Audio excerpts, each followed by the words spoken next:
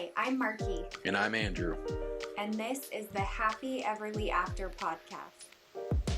Hi, welcome to the Happy Everly After podcast. This is the podcast where we talk about being happy and sad at the same time and feel all the feelings. I am a little nervous today, which is okay. It's just a heavy topic. And it's been requested so much. Every single time I do like a question bubble, it's normally anonymous questions that come in, but sometimes it's on the regular, Meet Everly Joe as well. But people want to know my religious beliefs, and they want to know my stance on the LDS Church and Mormonism. And I share my life online. Like I got a following on social media because my daughter was born with heart defects, and she lived almost 5 weeks, and she's the most perfect baby ever.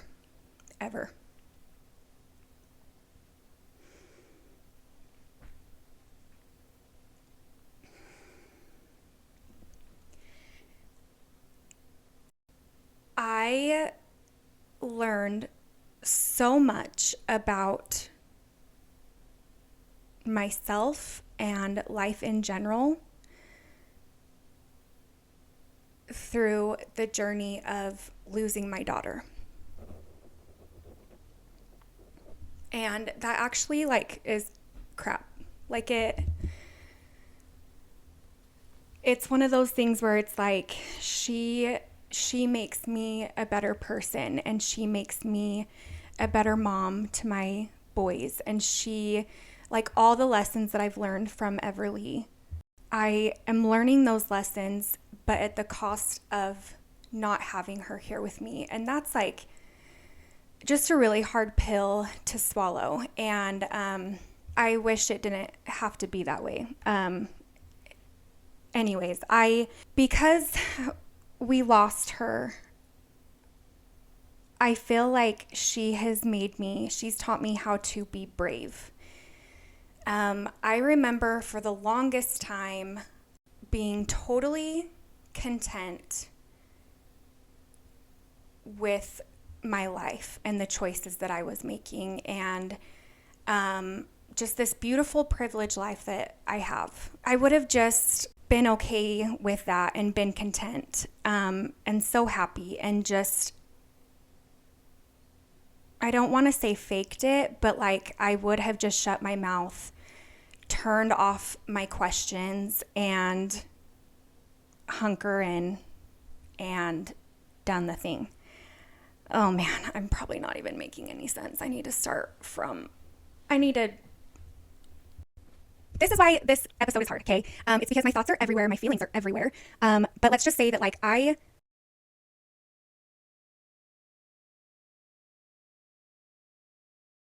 I want to be transparent. I want to be myself. I want to be brave, and I want to say how I feel when I feel it. I don't want to not be myself. I want to be myself. And I just feel like Everly has taught me what's really important in life. And so I feel like that's kind of like me just explaining why I want to talk about this, and why I'm choosing to talk about it now. Because I was going to say before that, this is one of those things where it's I haven't been ready to talk about it. I haven't been comfortable talking about it yet, that type of thing. And so I haven't. But in true Gemini fashion, and no, I don't know zodiacs at all. I just know that I'm a Gemini and it is so 1000% real because I'm basically two people at the same time. Mental illness? Yeah, sure, we can call it that. That's fine. But part of me was like, I need to be real. I need to tell people the truth. I can't like hold this in anymore. And then the other side of me is like, no, F that. I can freaking say or not say whatever the F I want. And if I'm not ready to talk about it yet, then I'm not ready to talk about it yet. And then months went by and years went by, and here we are. And whatever. So I'll call this, whoa, sorry for that noise. I'll call this part 1 because this is 34 years of a journey. And I'm not going to be able to talk about it in one podcast episode. So I'm going to tell you what I feel like telling you now, and maybe answer some questions about that while also keeping things personal that I want to keep personal. Anyways, okay. So let's start off with my childhood. Let's talk. I always make jokes. I'm like, you know that you can freaking make friends with somebody if you can just be like, let's talk childhood trauma, you know? I'm kidding, but totally being serious. Again, Gemini, see? Okay, so I was born and raised in St. George, Utah. St. George is the very southwest corner of Utah. It's close to Las Vegas. Picture Red Rock, picture Zion National Park. I grew up in the most beautiful setting in the entire world. Like, people from all over the world come to see St. George, Utah and Zion National Park and that Red Rock. And so it is just beautiful. And I never quite appreciated it growing up. I know that's normal. But I appreciate it now. And I think that, hindsight is 2020, and, dang, I just think it's so beautiful there. I was born into a family. I'm the youngest of 4 siblings. And then my parents got divorced at a really young age. I was like 2, I think I was 2, maybe almost 3. My dad immediately got remarried, and my stepmom has a daughter, and so that was like really fun. I got, 2 Christmases growing up. I got a ton of, 2 bedrooms, 2 neighborhoods, 2 sets of everything. For me, it was normal to have all of that. A couple years later, my mom remarried a man, and he had 3 sons, and they all kind of fit in the way they fit into our family. Obviously was staggered, but I now have a little brother, and he's my stepbrother, and he's the freaking cutest.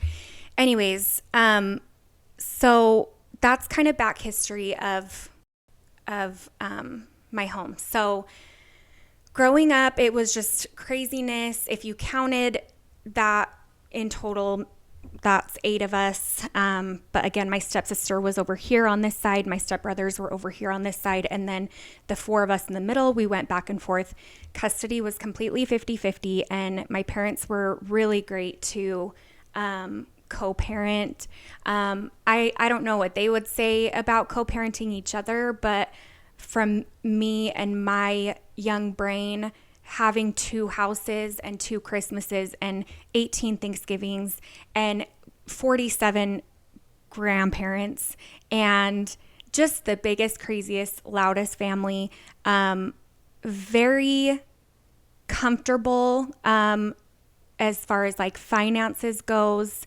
Um, very blessed, was never hungry. We always had, the things that we needed for school. And I feel really blessed when it comes to that.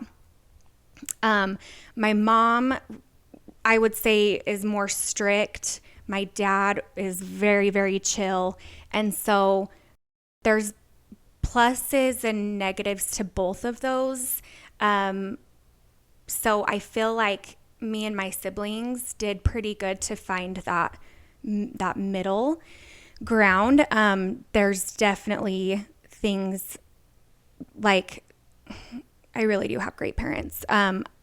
Things like I learned from my mom is like finances, savings, like being savvy, being a cheapskate, like saving your freaking nickels and dimes, and like, but also like chores, and like just very structured, organized, very, what's the word? I keep saying very, but very like stable, organized. Yeah. My dad, him and my stepmom, they were like the YOLO, like life is short, buy the shoes. If you have $10, then, and the thing that you want is is $12, then here's another $10 bill and you can buy the shoes. Even, you know what I mean? Like, so definitely more, I wouldn't even say that's like a negative thing. Again, it was just like the two extremes. Okay. So I say all this because me and my undiagnosed ADHD brain as a child, I always felt a little bit on the outside. I really struggled with school. I was a really stressed kid. I got my first ulcer in the 3rd grade. I was terrified of my teacher and hated going to school every day. And I always had the worst tummy aches because she's the worst. Do you guys remember that one teacher that just she was the worst? Anyways, I feel like my brain just works a little different than most people's brains. And I practically felt like I was faking being normal. I felt like I had to hide who I really was to have everybody approve of me. And I don't think I learned that from my parents. You know what I mean? Like, my parents raised me and my siblings all the same way, but me and my siblings are all so different. I'm sure you guys can attest to that. Like, you and your siblings are obviously came with your own stuff here on earth, And I think that I was born in 1990, and I think the 90s and the 2000s, early 2000s, I feel like it was really important for me to show how perfect I was and how much I had all my stuff together, when really in my brain I was a mess, and I was lonely, and I was insecure, and I didn't get along with my siblings. They will tell you that too. Thank goodness for adulthood, because we're all very close now. But growing up, I felt so lonely. And it was one of those things. I love my mom so much, but like, she would say things like, no, you can't bring a friend to dinner. I'm already feeding 7 mouths. Because again, my mom had the 4 kids, and then my stepdad had the 3 kids. So there were 7 of us on that side. Anyway, so I just remember my mom saying things like that. And things like that, like, that's not my mom, like, traumatizing me as a kid, right? That's just her being responsible and being like, no, like, there's already a zillion of you. But the thing is that I didn't feel like I had friends within my siblings. And so I just felt really lonely. And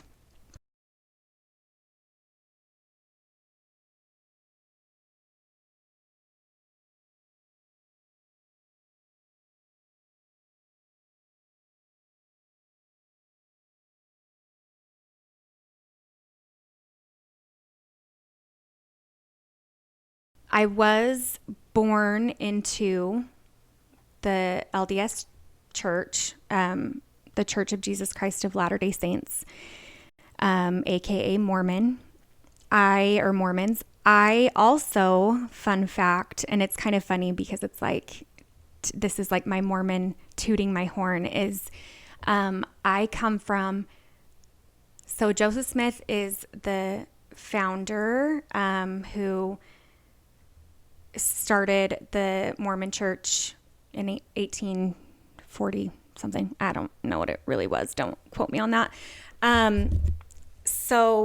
And he had a brother named Hyrum, and my genealogy is kind of cool because Hyrum Smith's third wife, because they practiced polygamy, his third wife, her name is Jerusha Smith, and she's my third great grandma. And so I've always felt very like connected to my ancestry because it was almost like royalty. I know that sounds crazy, but I was just like, that was my claim to fame in the Mormon Church. Another fun fact is on my mom's side, so that's from my dad's side. On my mom's side, her maiden name is Hickman, and my fourth great grandpa or third great grandpa from that side, his name is Wild Bill William Hickman, and he was one of Joseph's and Hyrum's bodyguards and really good friends. And so I always thought that was so cool, and still do, because I'm like, oh, like me and my blood that runs through me, I'm like, I am these guys, these really close friends. I'm like both of them, you know? And like, that's probably just like really cool. So I always loved like stuff like that. And I love like genealogy stuff now as I'm getting older. I'm like, I freaking want to know everything. And one thing the Mormons do really good is journal. So many journals. So stuff like that, if you're interested in it, Google's, one click away. Okay. So I was born and raised Mormon. We were very active. We did Monday night was family night. We did scripture study. And again, I was brought up in two different households. So like the levels were a little different. I wouldn't say one was like more righteous than the other, just like our habits were different and things like that. And so like I had two different wards. Wards are just church groups. So like when it was my mom's weekend, we would go to church at 9 a.m. and it was a 3-hour thing and whatever. And then when it was my dad's weekend, I loved my dad's church because theirs started at 10:30 and we got to sleep in a little bit and, that type of thing. So I had two groups. I had two houses, two neighborhoods, two young women's leaders. I had fun at girls' camps and that's a church camp. And my mom was like always had a young women's calling, whether it was ward or on a stake level, which is a higher, bigger group. Wards fit in a stake, that type of thing. Okay, so going back to what I was saying earlier about how I felt like I didn't always fit in and I kind of felt like I was a fraud. I felt like a liar. Like I felt like I was never good enough, but I was going to fake being good enough so that nobody knew how bad of a person I was. And that just like, as a 34-year-old looking back, I'm just like, dang, like that, years and years and years of thinking that in my head, like just is kind of sad to refill those feelings. And I'll give you an example. So every single bad thing that ever happened to me for me, in my brain, was my fault. So I, having ADHD, again, undiagnosed. I just barely got diagnosed with ADHD, like just barely, like 6 months ago, maybe. Here's one example. If, like, there was one time where I tallied up, when we lived in this house, I was probably 4. But I remember I had tallied up hitting my sister, kicking her. I remember talking badly about my brother. I remember, like, it would be things like not washing my hands after I went pee. Like, I would take all of those things that made me such a bad kid, and I would put those on a little tally mark. And this one day I had all these tally marks because I wasn't being a good kid that day. And I remember I was laying in my dad and stepmom's bed, and they had a water bed in this house, and it was dope and comfortable, and I loved it. But I remember all of a sudden my oldest sister barging in the room, and she should have been at school, but she came barging in the room, and she was screaming and she was crying. And I remember my dad and stepmom stood up and immediately like went over to her, and she was probably 16 years old at this time, and she was screaming and she was freezing, and they were like, what's wrong, like checking her for like broken bones, like what's wrong, what happened. And she had gotten in a car accident. And I remember in my cute little 4-year-old brain thinking, I did that. That was my fault. My sister literally got ran off the road, and her car fell into like a ditch. And back then we didn't have like cell phones, and she literally walked home in the cold, and my brain told me, this is really, really bad, and you did this because of how bad of a little girl you are. And I remember so distinctly, I remember her like waving her hands like she was screaming and just freaking out, and just, again, like so many details like that I remember, and was maybe a little like, nothing happened to me necessarily, but seeing that and my brain telling me that it was my fault, that was trauma. Like that's trauma for a little 4-year-old's mind. There were other situations like that would happen in my childhood, and even in like my preteens and stuff. It got so bad where I just felt like I was such a liar. Nobody could ever know the real me, because if people knew the real me, then they would know how bad of a person I was, because I was sinning all the time and causing all these bad things to happen to people. And if like my dad and stepmom, they're no longer married, but they were married for 25 years. And there were, a couple years there where their fighting was really bad. And I just remember like sitting there and just being like, this fight that they're in right now is 1000% because I let my boyfriend grab my butt last night while we were kissing. And that was my brain growing up. And I still struggle to this day with mom guilt and with feeling like I'm not good enough and stuff like that.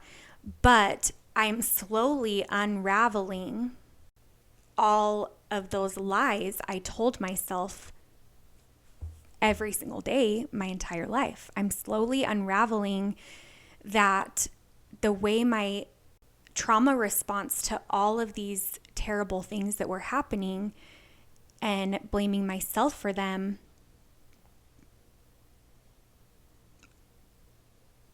that's obviously not true. And so I love therapy. I am a huge advocate for it. I'm so grateful for it because I've really been able to like hear from a medical professional's mouth, well, this is what happened to that pathway in your brain when that happened. And this is why you do this when stuff like that happens. And this is why you feel this way when stuff like this happens. And so I'm like, oh my gosh, like and that's another thing is like, I talk with my parents about this and I can see how they would maybe feel responsible for, I don't know, like that's the thing is they're not responsible for this. Like this was all an internal battle for me. I'm not going to sit there and say like they didn't hug me enough, they didn't love me enough. Like no, like they were great parents. And again, like my other siblings don't have these issues. So this is just me and my brain and the way it worked. And so anyways, I recently, when I was diagnosed with ADHD, so I was diagnosed with ADHD, which is like so on brand for me. It's hilarious. It's just like, again, I was never diagnosed with it before, but like everybody knew I had it. I was diagnosed with OCD because OCD it's so crazy, you guys, but my OCD is kind of what keeps my life organized because my ADHD is so wackadoodle. And so it's really interesting. Like even my psychiatrist is like, your brain is so interesting because he didn't even know how to medicate me. He's like, do we start with ADHD or OCD? Because you have like severe both of these things. And we found that my OCD is actually what I used to help balance my ADHD, which is freaking hilarious if you think about it. Okay. And then I was diagnosed with a third condition called scrupulosity. And scrupulosity is basically what I just barely explained to you about my tally marks and my blaming myself and things like that. I'll read the definition. So the definition of scrupulosity. Scrupulosity is a subtype of obsessive compulsive disorder, OCD, involving religious or moral obsessions. Okay, so it's a form of OCD. And mine got so bad. Like it got so bad. And I literally got to a point where I was judging other people because they were judging me. Again, nobody knew who I really was, right? Like me in my brain, I'm like, oh, I have to hide who I really am because like if people really knew how bad of a person I am in this brain, then, you know, I like everyone would hate me. And going back to, do I still subscribe to the Mormon Church? I found that some of the lessons that I received growing up, again, if the same lesson is taught to me and 10 other women in the room, me and my brain and my OCD and my ADHD and therefore my scrupulosity told me that I was not going to heaven. I was not going to get into the highest degree of heaven because I'm such a bad person. I am a liar. I lie to everyone. I really do think bad thoughts. I swear in my head all day. I swear around some of my friends. I tally up those tallies. And then as soon as I hit 10 tallies, then something really bad happens.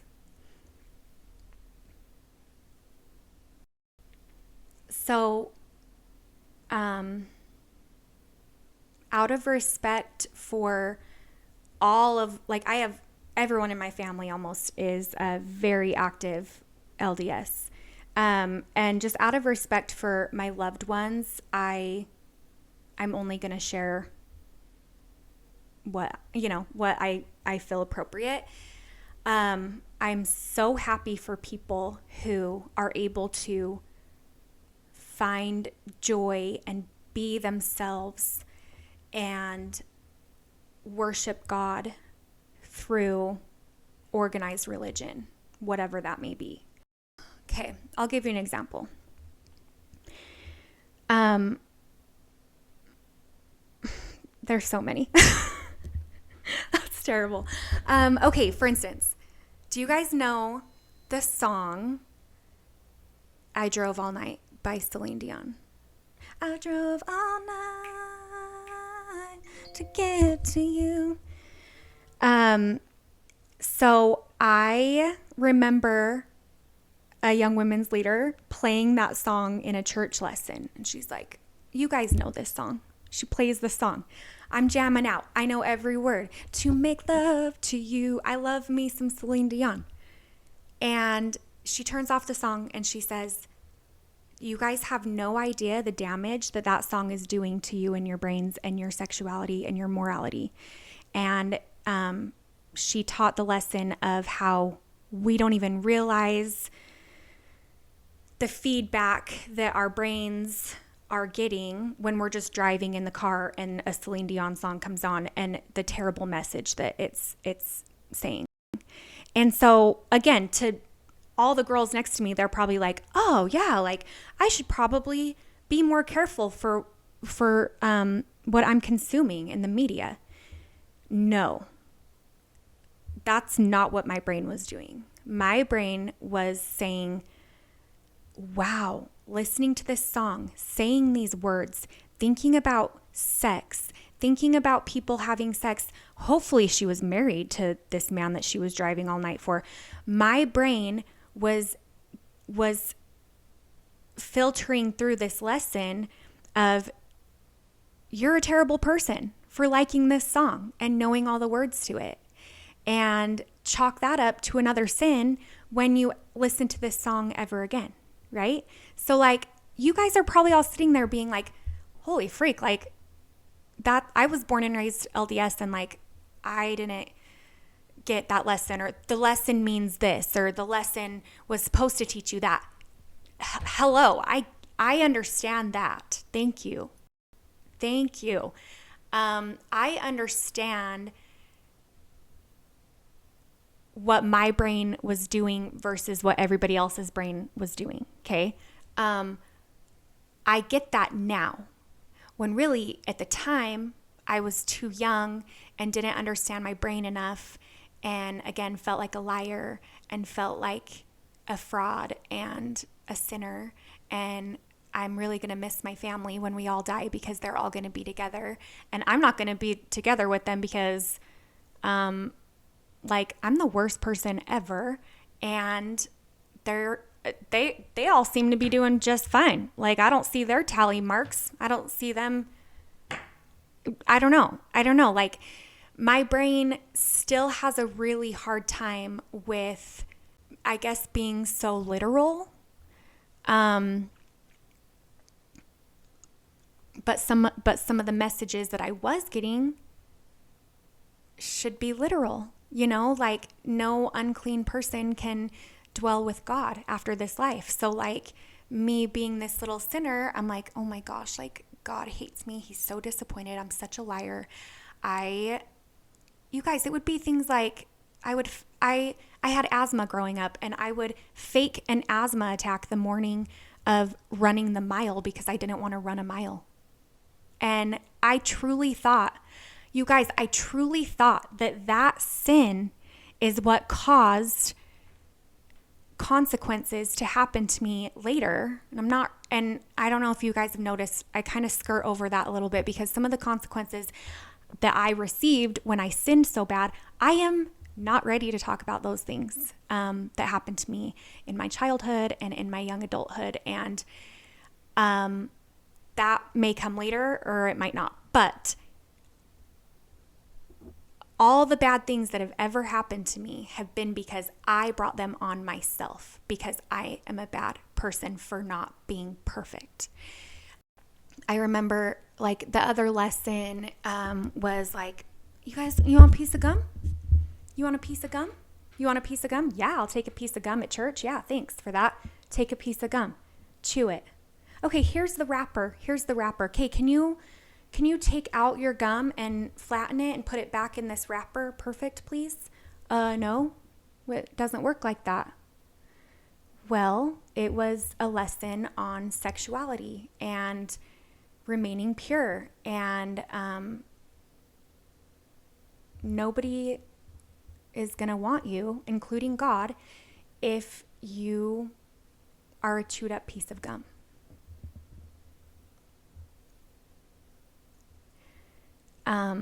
That is a real lesson. That is a real lesson that I was taught in Young Women's when I was maybe 12 years old. So examples like that are just the tiny little things that added up for me year after year after year after year. And I'm just not ready to talk about some of this stuff. Do I subscribe to the LDS Church? You guys are like, just spit it out and say it. No, but it's too complex. Like I can't answer it as this is 34 years, you guys, 34 years. And so I can't just answer it in one sentence. Like it's 34 years of me trying to process all this, and now trying to say it out loud is like freaking wild. Okay, so let's fast forward a little bit.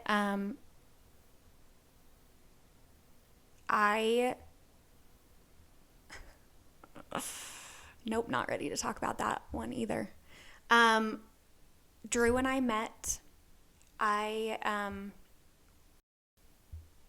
instantly fell in love with him. Like he was endgame for me basically the second I saw him. I wasn't planning on getting married, but I saw him across the room and I sought him out, and we've been together ever since. That is quite literally the short story of how we met. And I love him. Like,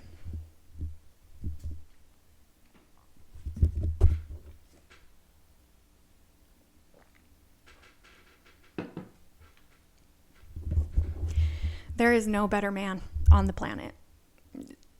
Like zero. I don't care if you think that you know a better man. There is no better man than Andrew Joseph Osler. We met, we got married in the Draper Temple. I was totally on board to do the Mormon thing the rest of my life. I was so happy to do that. And I was so happy to do that with Drew at my side. And it wasn't until... Another thing about me is I have worked, I was a cheerleader and I worked clothing retail for a lot of years. And I know that's really random for me to say, but I say that because of, it's just context, that I have so many friends that are part of the LGBTQ plus community. And I know for me, it was really hard for me to work with these people and get to know them and still openly support them.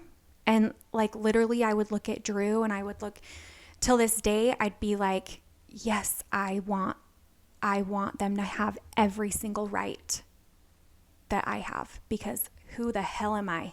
I am nothing better than the person sitting next to me. I don't care what your beliefs are, what your race is, what your gender is. I don't care. I don't care.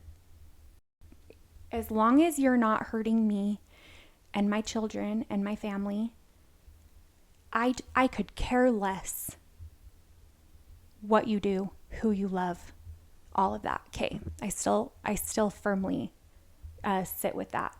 But it was really, really hard for years and years to feel that while also subscribing to a church that actively is against those people. So that was really hard for me. And that's just one out of like a gazillion things that I was kind of just like, oh, like, I don't like love that about getting those lessons in church. Like, I don't love that. So,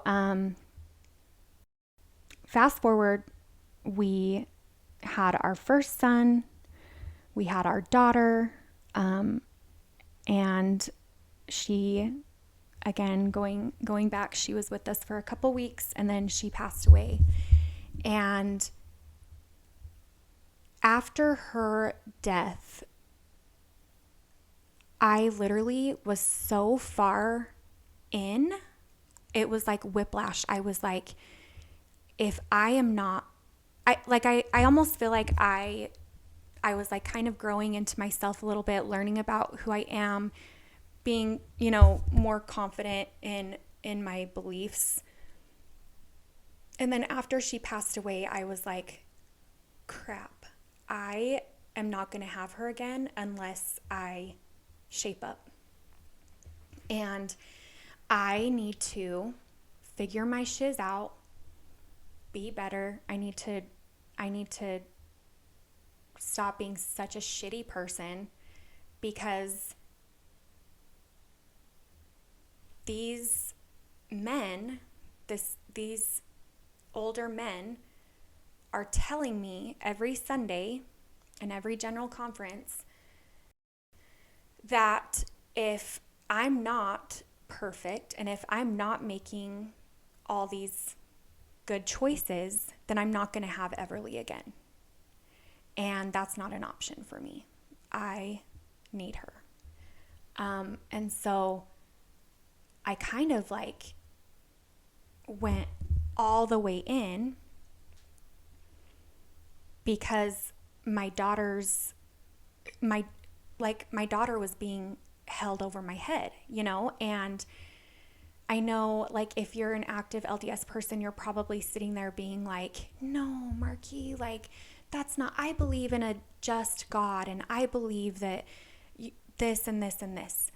I said those exact words. I understand more than you know how much you believe that. And I love that for you. I'm not even trying to be like condescending. Like, I love that for you.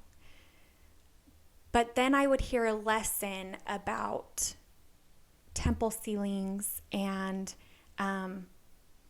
needing to do A, B, C, and D to get your end result, which is the highest degree of heaven, where my daughter is. And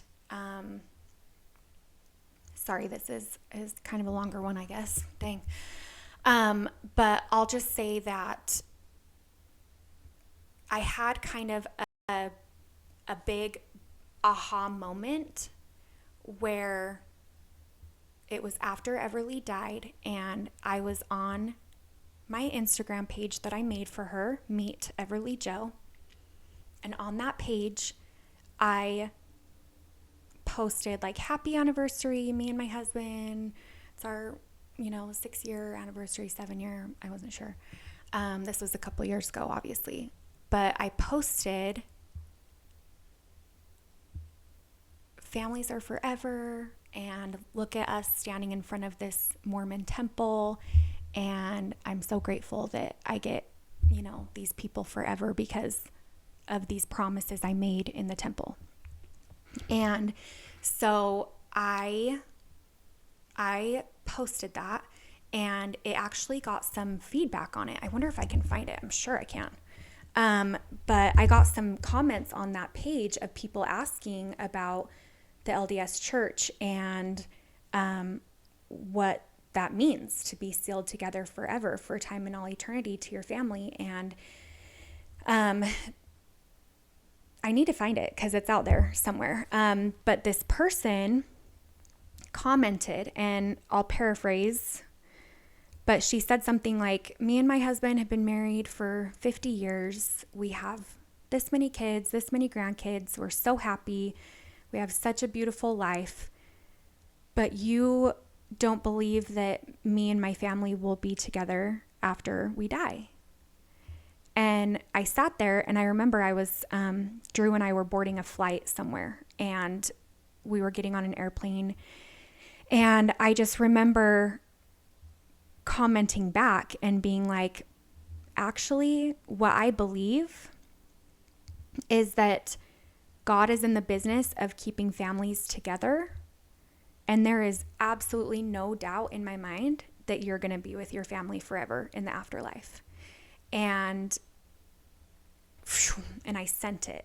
And then I got on an airplane, and I didn't have, service for a couple hours. And that was the end of it. And Drew, who I am not going to share any of his stuff because his stuff is separate, and it is not my place. But he served an LDS mission for 2 years, and he has been taught his entire life, just like me, that getting married in the temple is the only way for you to seal your family together, as for the afterlife.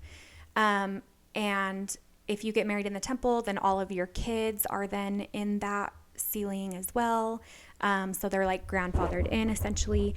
And if you ever want to know what goes on in Mormon temples, they actually believe in doing, they baptize people symbolically for the dead. So people who have passed on, they do genealogy work. It's beautiful work, actually. They do genealogy work. There's names, like a name card, and then in the temple, I would then say, they would give me a blessing or whatever, and they would say, by proxy, I'm acting as Susan so-and-so marrying Joe so-and-so, and they are now sealed together forever in the afterlife too. So I won't go further into that, but Drew at the time looked at me and he's like, yeah, but we don't believe that. They need to get married in an LDS temple if they want to be together forever. And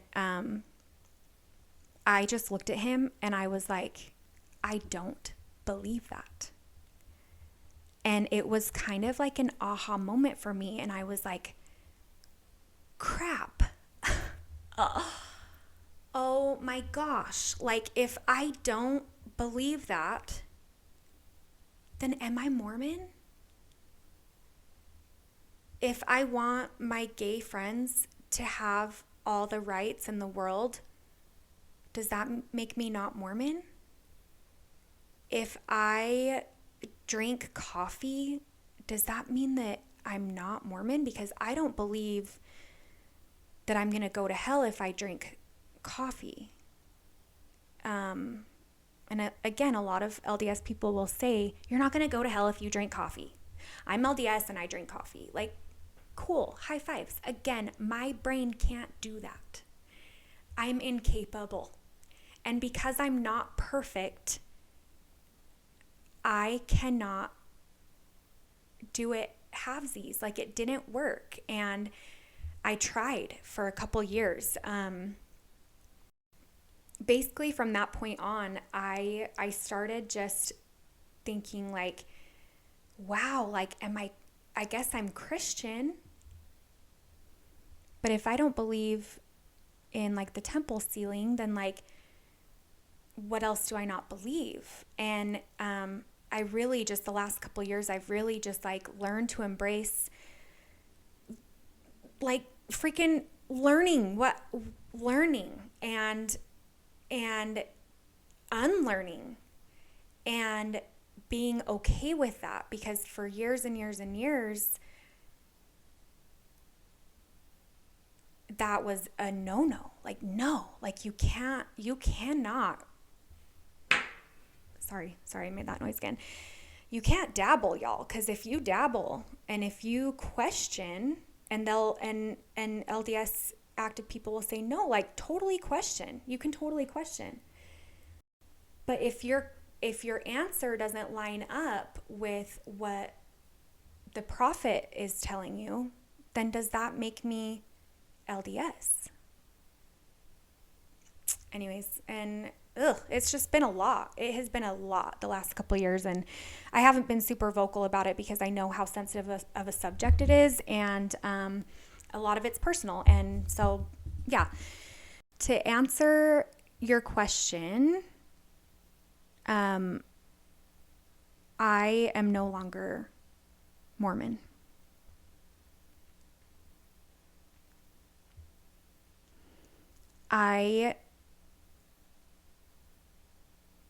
And it's been a couple years now. Again, it's been a couple years that I have sat in this and felt my feelings and been okay with this. And I feel like this is going to shake a lot of people's opinions of me, and I think that's okay.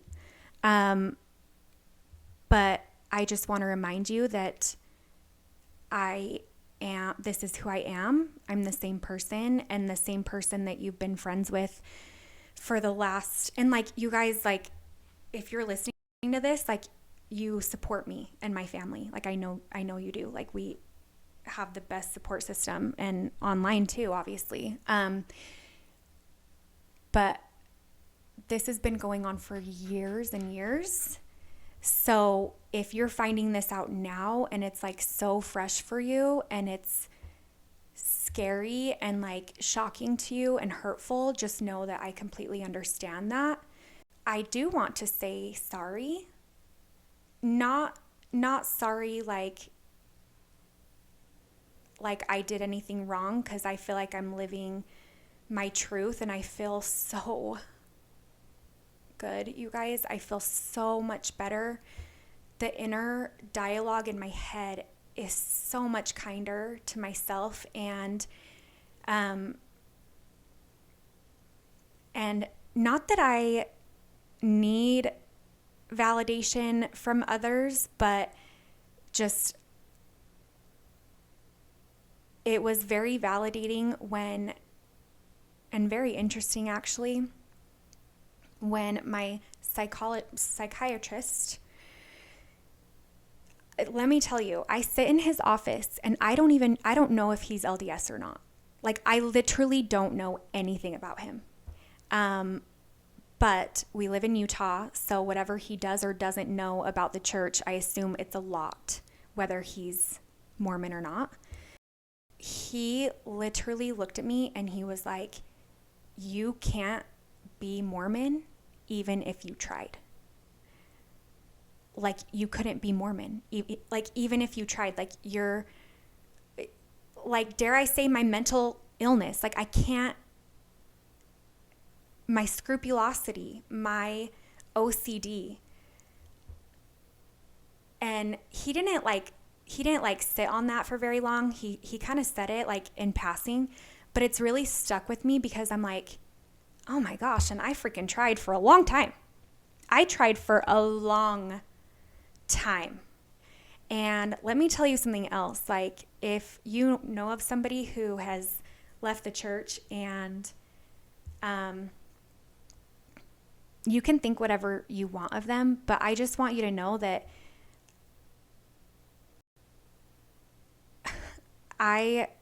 it probably would have been easier for me to just fake it and not go through the last couple years of I don't don't know how to say this. I guess I'm just saying that it was impossible for me to stay in with my diagnoses.